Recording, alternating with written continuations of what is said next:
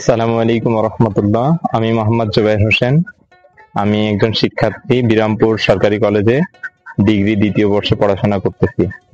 পড়াশোনার পাশাপাশি এই যে আমার বর্তমান হাসের প্রজেক্ট দেখতে পাচ্ছেন, এটি আমি চালু করছি।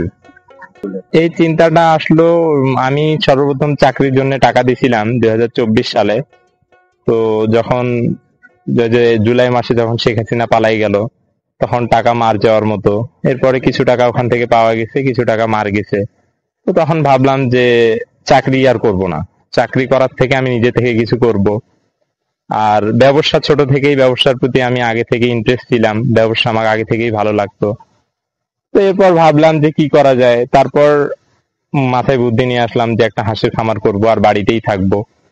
যদি খামার করি তাহলে আমার চাকরির জন্য দৌড়াইতে হবে না, আমার দ্বারাই আল্লাহ রহমতে 2-1 জন চলতে পারবে।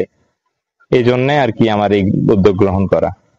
আমি শুরু করছিলাম 1200 হাঁসের বাচ্চা নিয়েছিলাম, একদিন বয়সী 1200 হাঁসের বাচ্চা নিয়েছিলাম। ওখান থেকে কিছু হাঁস বিক্রি করছি আর ডিমের জন্য 450 হাঁস রাখছি।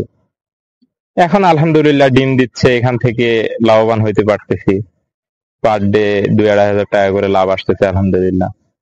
তরুণদের উদ্দেশ্যে আমার একটা কথাই বলা, যেহেতু আমিও স্টুডেন্ট, আমারও বয়স কম।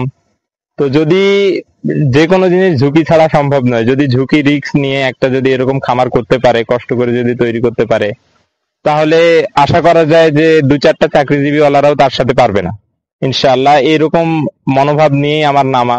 তো আল্লাহ রহমতে আল্লাহ আমাকে কখনো বিপদের মধ্যে ফেলে নাই। এই খামার করে যত রোগ, বিরামপুর পশু হসপিটাল থেকে সাহায্য সহযোগিতা প্লাস অন্য খামারিদের থেকে সাহায্য সহযোগিতা নিয়ে আল্লাহ রহমতে এখন আমার সবগুলো হাঁস সুস্থ আছে, ভালো আছে।